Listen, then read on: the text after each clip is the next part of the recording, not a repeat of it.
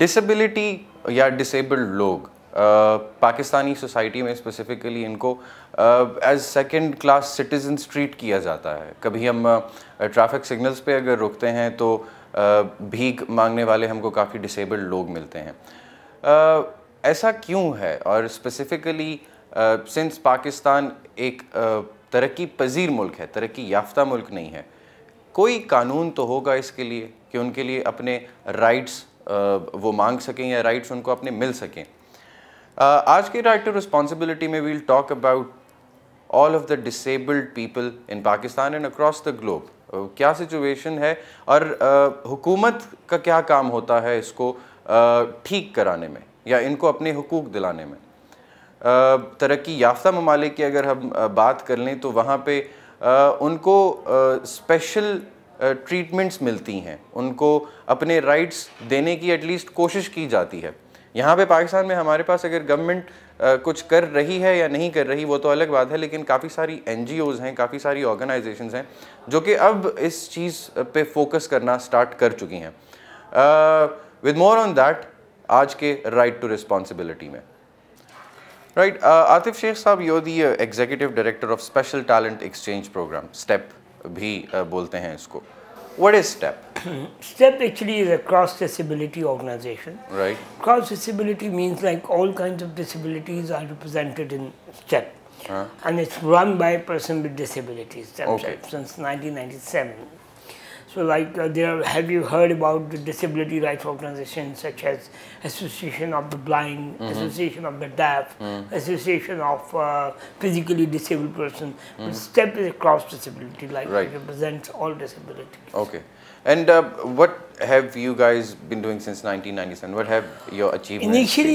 Initially it was a self-help group run by, conceived and developed by persons with disabilities themselves to disseminate information. Like the biggest challenge for disabled persons in Pakistan is that they don't have information.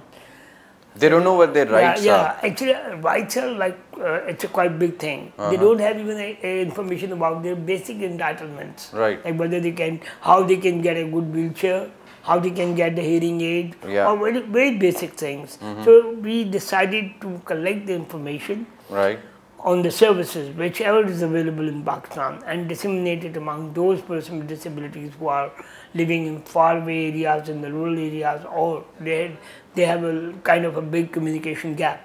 So we started like that. But now, for last 10 years, since the government of Pakistan has ratified UN Convention, and like UN Convention on the Rights of Persons with Disabilities was adopted in 2006 in General Assembly. Since then, our focus has also changed. We are working more on the rights of persons with disabilities now. Right. We have a twin track approach. On the one hand, we are training persons with disabilities to talk about their rights instead of charity or their rehabilitation.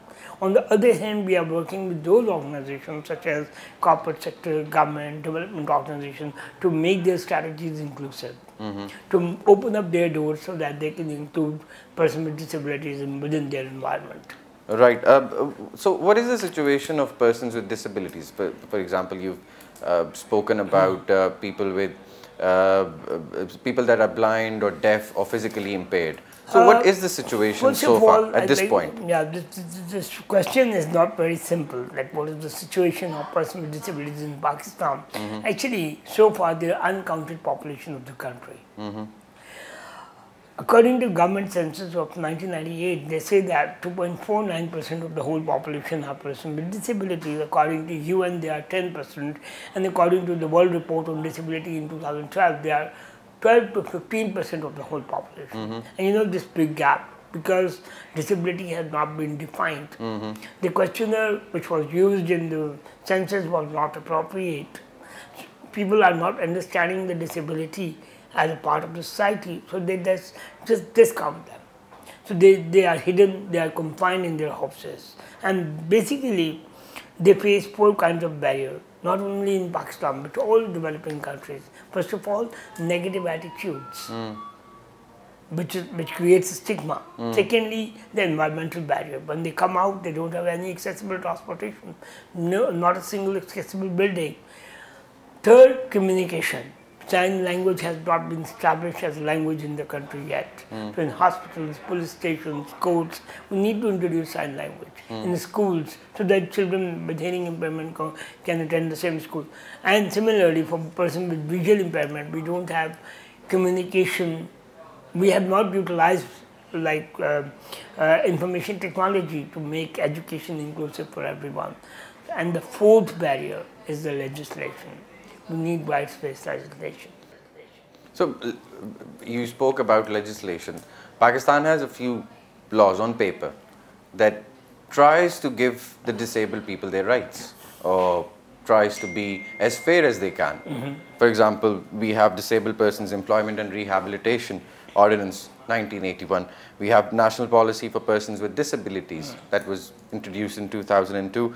Then there's National Plan of Action for Persons with Disability 2006 and Special Citizens Act 2008.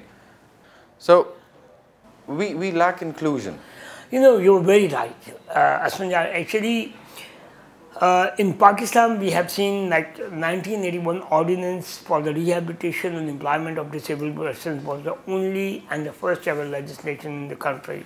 But that was focused on the charity and medical model of disability. The first 1% quota was introduced for in employment. Charity model was like adopted, like they deserving person with disabilities get some benefits from the state, such as discount in airline, railway, or other transportation systems. But we need a legislation which protects the rights. In 2002, as you mentioned, there was a policy, and then National Plan of Action was developed on the basis of that policy in 2002. After the devolution, these all policies are now dysfunctional. Okay. The authorities and the powers have been given to the provinces. So now provinces are making their own legislation on disability. I'm very happy to share with that the Balochistan government has adopted the Disability Act. So it's not it's not an effective mechanism. Sure, 1981 ordinance was the only legislation, as I said. It was based on the charity. It was not rights-based law. Since, like after 1981, we don't have any legislation. 2002 was just a policy. 2006 was just an action plan. It was not a law having teeth, having jaws.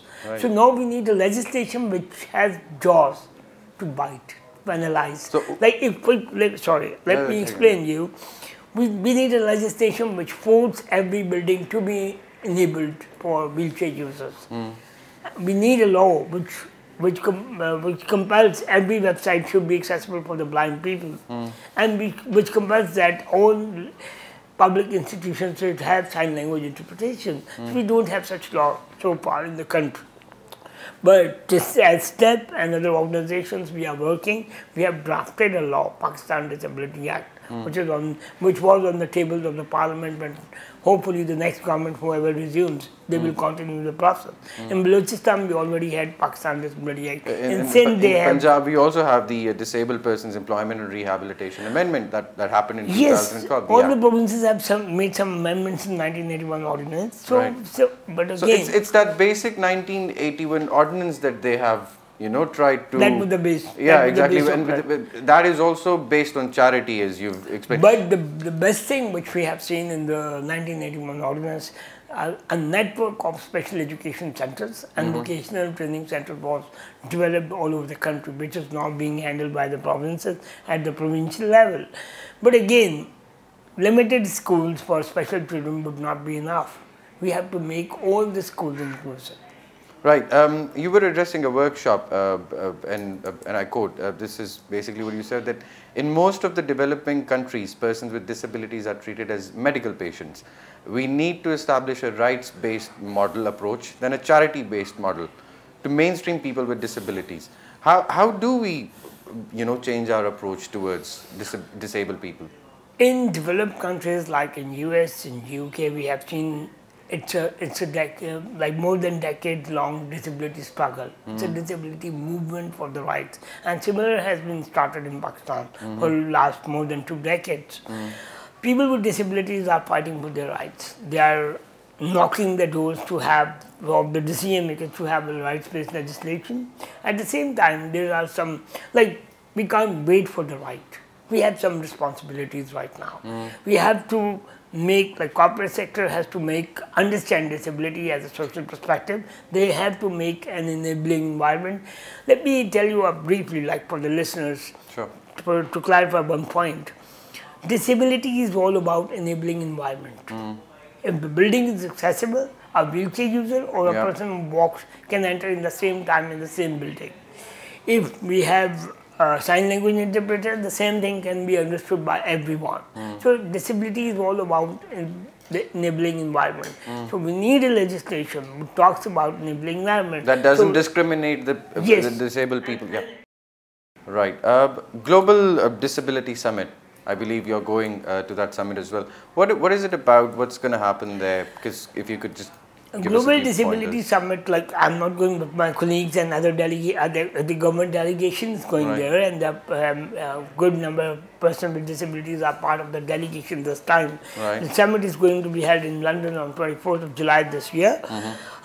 In this summit, there are 4 thematic areas. First of all, tackling stigma and discrimination, making education inclusive, harnessing technology and innovation, and economic empowerment. And Pakistan has played a very important role in it because there are 12 priority countries in the summit and Pakistan is one of them. And in Pakistan, STEP was responsible to conduct a country level engagement of stakeholders in collaboration with Sightsavers and DFID UK.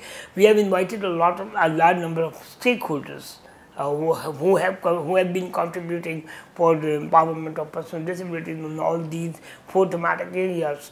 We had a consultative process, then we organized a satellite event, and we came up with a charter of demands, which clearly says that what we need in Pakistan, which I already slightly mentioned in my preceding discussion, that we need a rights-based law, we need inclusive education, and we need media to play their role to end this stigma and discrimination. You just spoke of education, that we need to bring that into our education system. Because as far as I remember, we don't study about these things. We don't know about the problems that people with disabilities face, people with hearing impairment, or the deaf people, or the blind people, or people with mental disabilities. We hardly hear about them even in our curriculum. So do we need to also study and work on that as well in our education? You're right. Like there are again 2 aspects of this inclusion which are totally missing in Pakistan. First of all, the evidence-based research. As you mentioned, you have never studied because there is no research at all on the inclusive models of education, employment, or health. So we need to work on it. That we need a serious kind of research work, which the STEP is a little bit contributing for the last 10 years, that we need an evidence-based research for the decision makers. Secondly, there is another reason, like at the decision-making setup in the parliaments, we don't have representation of persons with disabilities. Exactly. So if people with disabilities have a seat on the table, they will decide, they will contribute in the decisions that the policies should be inclusive. If these 2, and the third aspect, which is the visibility, if you make environment inclusive or enabling, that a large number of people with disabilities come out of their houses, and when they are visible, they are counted, then policies will definitely change, and you will definitely get some mindset change in society.